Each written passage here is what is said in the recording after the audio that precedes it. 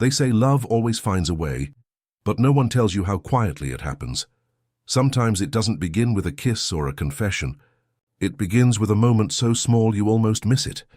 For me, it started with a simple touch and a feeling I couldn't ignore anymore. I didn't know then that one night would change everything between us.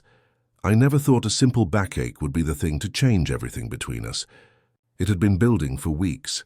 Tight shoulders, a stiff neck, that slow tension you ignore until it refuses to be ignored any longer. I blamed it on the endless hours hunched over my laptop, university deadlines piling up like bricks pressing into my spine. But deep down I knew it wasn't just physical pain.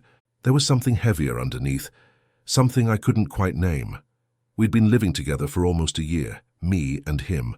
My roommate, the kind of guy who made everything look effortless, calm, funny, confident in a way that made you wonder if he'd ever been nervous about anything. He moved around the flat like it was his, barefoot, humming under his breath, tossing crisps into his mouth with perfect aim. I kept reminding myself we were just close friends. Nothing more. But the way my stomach tightened when he sat beside me, or how I caught myself watching his smile a little too long, those were details I tried to ignore. That night felt different, though. The flat was unusually quiet, that kind of silence that only comes on a Sunday night when the world outside seems to fold in on itself. I was curled up on the sofa, wrapped in my favorite blanket, nursing the dull ache in my shoulders, half watching a show neither of us cared about.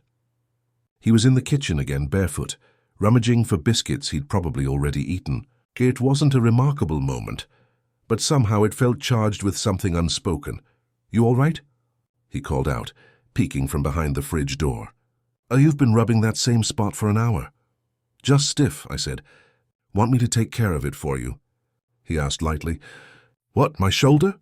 "No, your taxes," he said with a grin. "Yes, your shoulder. I give excellent massages, you know."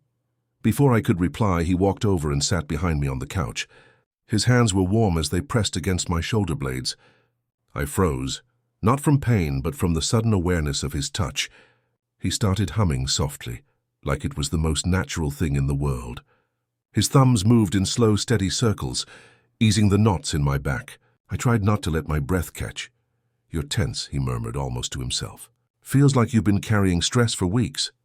"You have no idea," I whispered, half laughing. I could have told him to stop, but I didn't. Because the warmth of his hands sank deeper than muscle. It felt safe, familiar, like something I hadn't realized I'd been craving. I closed my eyes, letting myself lean back just a little.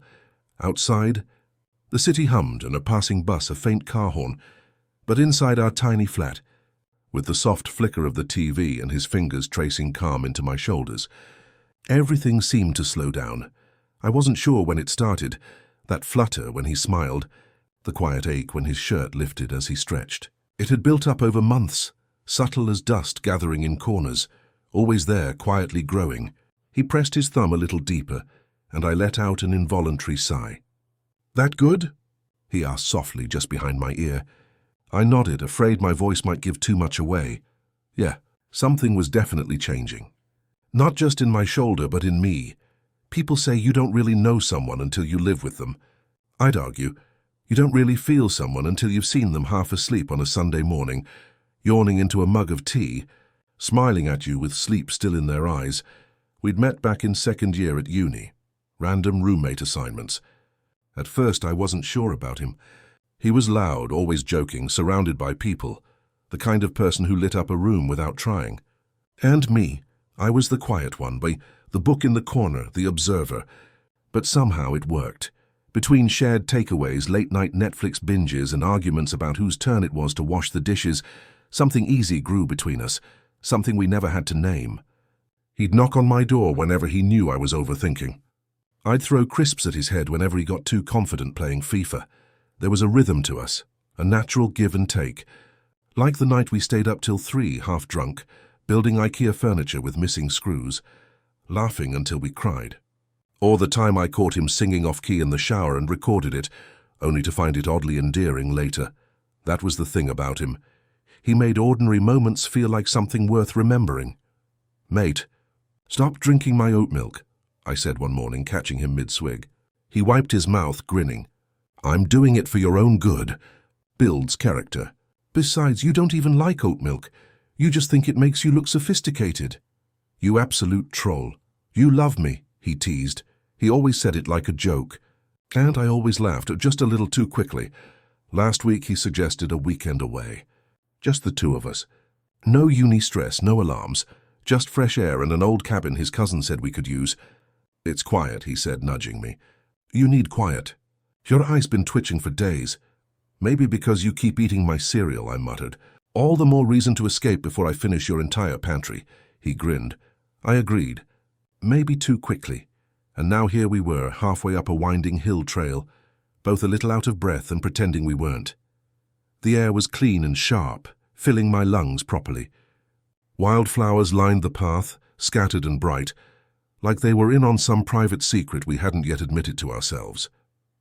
We'd only arrived that morning, but already the quiet rhythm of this place had begun to settle under my skin. Remind me again why we thought cycling uphill was relaxing. I puffed, adjusting the straps on my backpack. Because you trust me, he said, eyes glinting as he pedaled ahead.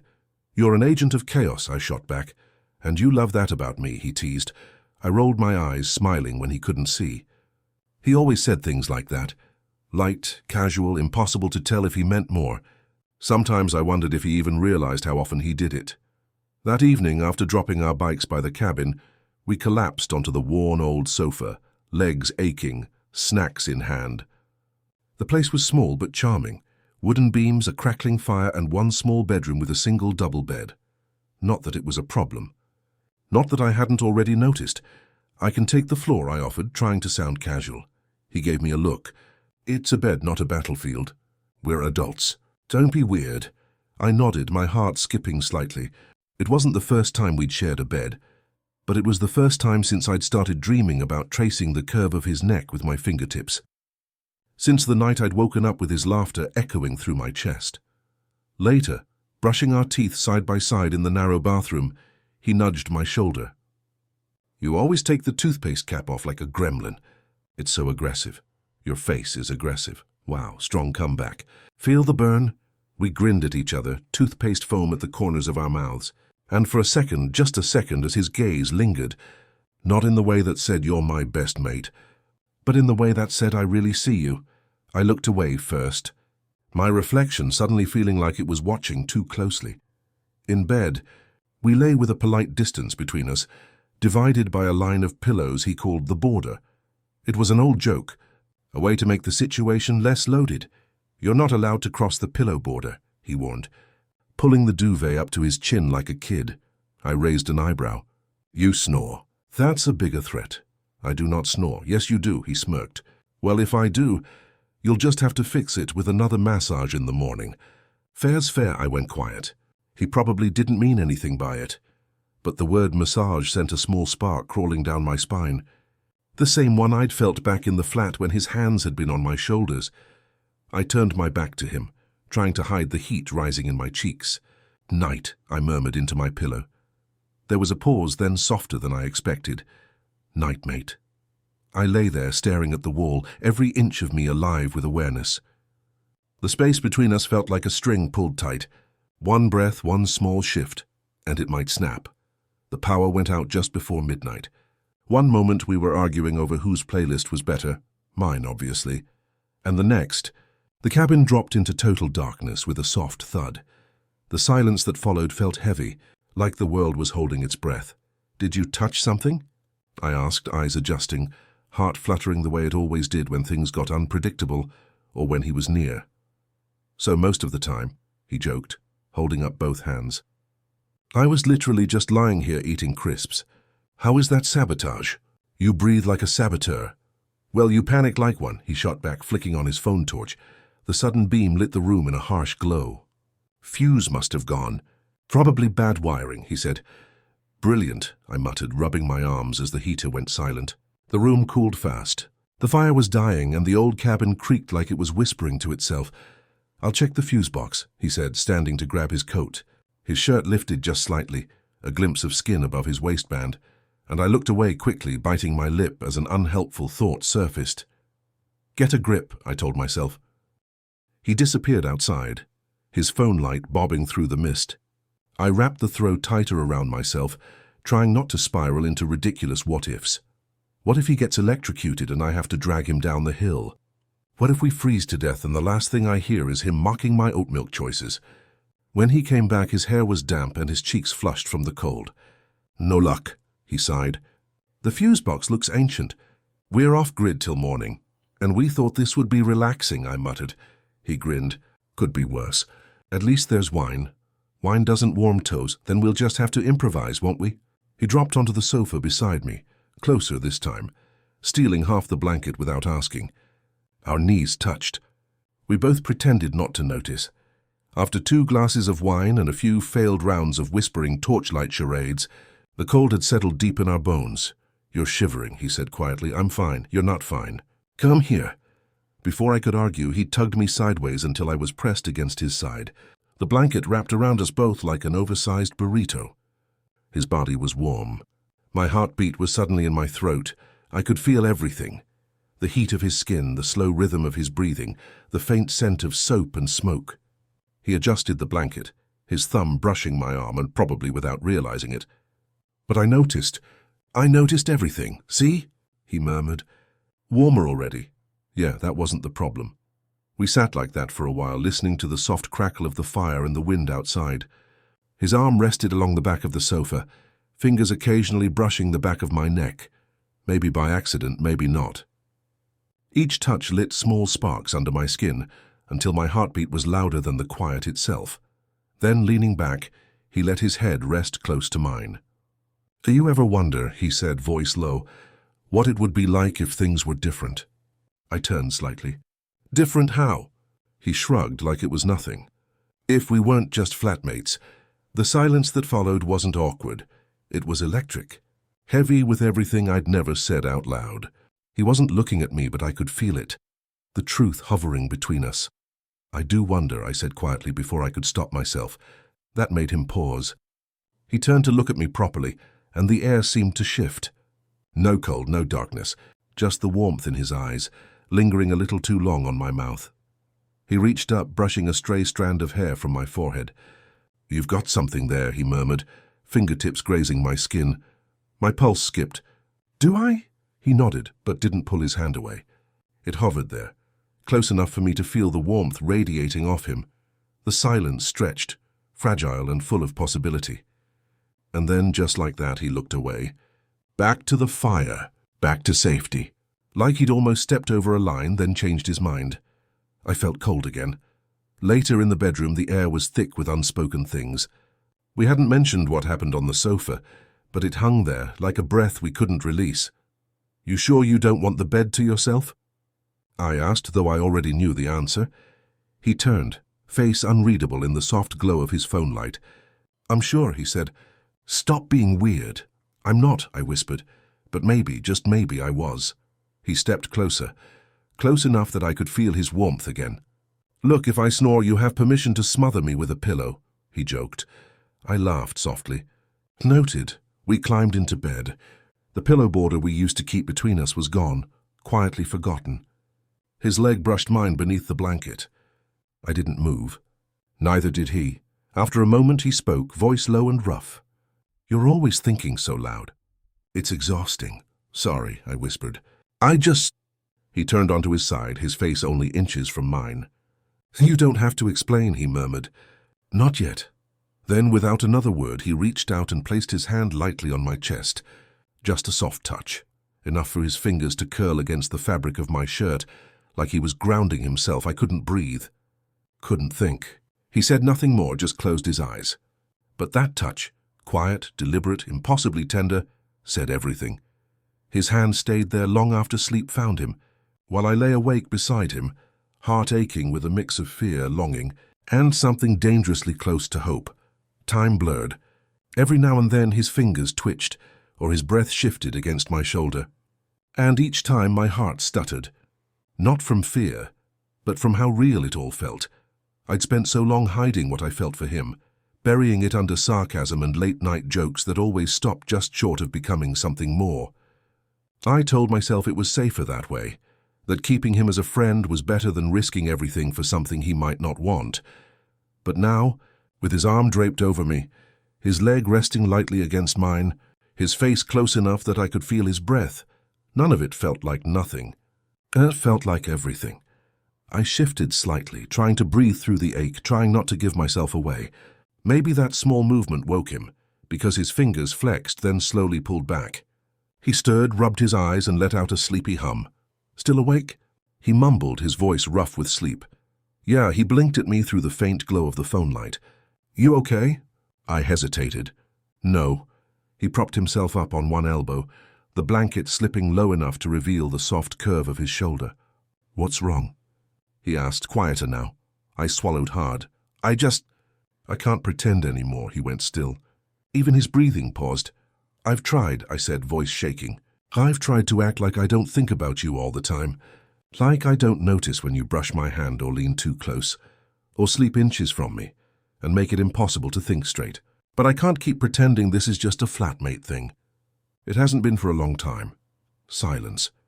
He sat up slowly, his expression unreadable, still warm, still gentle, but with something deeper in his eyes. "I'm sorry," I said quickly. "Forget it." "I shouldn't have—" "Stop," he said quietly. The word cut through everything. "Don't take it back, please don't." My breath caught. He turned to face me fully now, legs folded beneath him, eyes open and raw in a way I'd never seen before. "Do you have any idea how many times I wanted to say something and didn't?" he whispered. That startled me. "What? I've liked you since— I don't even know when," he said with a nervous laugh. "Maybe since you brought me tea when I was sick, or when you told that guy at the pub to back off, or maybe even that first night we moved in, when you made fun of my terrible bedding." I laughed quietly, even as my heart pounded. "I didn't say anything," he continued softly, "because I thought you'd freak out, or laugh it off, or move out. I didn't want to lose you." "Then why the touches?" I asked. "The looks? That night on the sofa, was that nothing to you?" "No," he said quickly. "God, no." He ran a hand through his hair and exhaled. "That night, I almost kissed you." My breath caught. "I was scared," he admitted. "I didn't know if you wanted me to." "I did," I said before I could stop myself. His gaze lifted to mine, sharp, searching. "You did?" "I've wanted you to kiss me for so long I forgot what it's like not to." He let out a shaky breath, smiling faintly. "Every time you laugh at my stupid jokes or stay up talking with me until sunrise, I fall a little more." Neither of us spoke after that. Then, slowly, he reached out and brushed his fingers along my jaw. "Can I?" he asked softly. I nodded. The kiss wasn't rushed or dramatic, just soft, deliberate, filled with months of quiet, unspoken longing. His hand rested against my cheek. Mine found his shoulder, holding on like I'd finally remembered how to breathe. When he pulled back, his forehead rested against mine. "I've imagined that so many times," he whispered, "but it's nothing like this." "Better," I smiled. He laughed quietly. "So much better." We lay there afterward, the quiet settling around us like a blanket. Our arms tangled, skin brushing softly, like we were learning a new language made of touch and breath. I kept waiting for it to feel strange, but it never did. It just felt right. He traced small circles on the inside of my wrist while I ran my thumb along his knuckles. Every so often our eyes met and we'd smile. No words needed. Eventually he whispered, "What now?" I turned to face him. "Now." "We stopped pretending," he nodded slowly. "You're not scared this might ruin things?" "I was," I admitted. "But maybe this is what saves it." He reached for my hand, threading his fingers through mine beneath the sheets.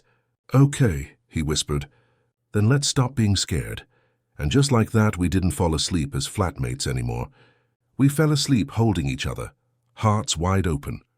Morning crept in slowly, golden light spilling through the curtains like a quiet reminder. This really happened. His body was still warm beside me, one arm draped around my waist, his head buried in the pillow, hair a soft, sleepy mess. For the first time since moving in with him, I didn't pull away. Instead, I just watched him. His eyelashes fluttered, then he blinked up at me, adorably confused. "You're awake," he murmured. "Barely," I teased. He smiled, his eyes still heavy with sleep. I brushed my thumb across the back of his hand, which still rested over my stomach. "You hugged the duvet again," he teased with a sleepy grin. You could have just asked me to hold you tighter. I gave him a mock glare, though the smile on my face betrayed me. You think you're charming? I said. I know I am, he replied, smirking. I rolled my eyes but didn't move away. If anything, I shifted closer, our legs brushing beneath the covers. There was something peaceful about it, about not having to hide anymore. To touch him and finally know what it meant. It made everything feel right. Last night was real, wasn't it? I asked softly. My voice carried a hint of worry. You're not about to pretend it didn't happen. He grew quiet for a moment, tracing gentle lines along my arm. It was real, he said. Every bit of it. And I meant everything I said. I nodded, a small smile tugging at my lips. Good, me too. There was a pause before he spoke again. So, what happens now? That question again, but this time it didn't scare me. I don't know, I admitted. We just keep being us, with more honesty and maybe a little more kissing. He laughed, eyes crinkling at the corners, the way they always did when he was truly happy. Sounds like a solid plan, he said. And maybe, I added, grinning, you stop walking around in just a towel unless you're ready for consequences. He raised an eyebrow. Are you threatening me now? I leaned in and brushed a quick kiss against his neck. No, I whispered. Just warning you. He laughed softly and pulled me closer. For a while we just lay there in that easy silence, the kind that comes only after something long awaited finally happens. Then his tone turned thoughtful. This doesn't scare you? I shrugged. Maybe a little. I mean, we live together. It could get messy. But I'm more afraid of pretending again. He looked at me like I'd said exactly what he needed to hear. I don't want to lose you, he murmured. But I think I'd lose more if I never tried. That hit deeper than I expected. I squeezed his hand. We'll figure it out, I said. We always do. Remember when we fixed the shower with a fork and duct tape? He laughed, pressing his forehead against mine. That wasn't fixing it. That was delaying disaster. Still teamwork, I said, grinning. We both laughed, though beneath it was something fragile and new, something that already felt like home. You know, he said quietly, I keep replaying that first kiss in my head. I smiled. Want to relive it in real time? He didn't answer. He just leaned in and did exactly that. When we finally pulled apart, he looked thoughtful again. You think the others will notice something's changed? Definitely, I said. We're not subtle. Should we tell them? They'll figure it out the moment you start smiling like an idiot every time I walk into a room. He smirked. Says the one who blushes like a kid when I wink. We both laughed again, easy, unguarded, free. And I hadn't realized how much weight I'd been carrying until that moment it all lifted. Later, we made tea in the kitchen, moving around each other the way we always had. Only now there were quiet touches. A hand on my back, a bump of hips, a soft kiss to my temple. Everything looked the same, yet everything had changed. We were still us, still teasing, still finishing each other's sentences, still arguing over mugs. But now there was something more. A warmth in every glance, a promise in every touch. As we stood by the window, sunlight spilling into the room, he looked at me and said, I think this could really be something. I met his gaze, heart full. It already is. A week later we were walking through the Sunday market, his fingers loosely tangled with mine, a bag of oranges in my other hand. Nothing dramatic, no big announcements, just quiet closeness. Our hands brushed until they naturally fit together, like they always should have. The air smelled of coffee and herbs, the sky pale blue above us. He stopped to smile at a dog with a crooked tail and tugged me gently along. And in that simple moment I realized this was it. No more pretending. No more, almost. Just us. Why do you keep staring at me? He asked with that familiar smirk. Just trying to figure out when I got lucky enough for you to notice me, I said. He laughed.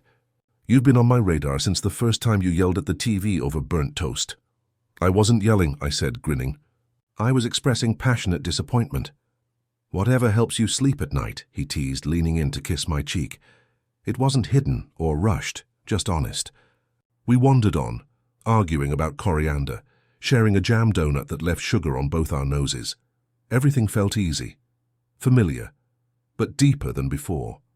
We were learning new rhythms, mornings that began with soft laughter instead of silence. Finding comfort in someone who didn't just understand you, but stayed anyway. Later, back at the flat, I was folding laundry when he dropped something onto the pile, a hoodie. My hoodie. You've had this for weeks, I said. He looked sheepish. It smells like you. I sleep better in it. My chest tightened in the best way. Keep it, I said softly. As long as you want. He smiled, leaned in and kissed me slow, like he had all the time in the world. That night we lay side by side, close but quiet. You think this will last? He asked. Do you want it to? I asked back. He met my eyes. Yeah, I really do. Then we'll make it work, I said. He took my hand and I whispered, no going back. Not for me. We stayed like that for a while, our breaths in sync. You know what's strange? He said. Everything feels the same, but completely different. I know, I said. We're still us. It just matters more now. He smiled into the dark. You make me feel like I can actually be myself. I swallowed the warmth that rose in my chest. You are yourself. And I'm lucky I get to see it. He squeezed my hand. I want more nights like this. You'll have them, I promised. All of them if you want. The next morning, life was back to its usual chaos. Burnt toast, a missing sock in the fridge, laughter echoing through the kitchen. But as I buttoned my shirt, he slipped behind me, arms wrapping around my waist. We'll be all right, won't we? He murmured. I turned to face him, smiling softly. Yeah, I said. We will. And when I kissed him, and slow and sure, sunlight spilling across the room, coffee scent in the air, it didn't feel like an ending. It felt like the beginning of everything. It doesn't always arrive with fireworks. Sometimes it shows up quietly, in the middle of ordinary mornings. It's in the laughter over burnt toast, in the tea we shared, in the silence that felt like home. And maybe that's what real love is.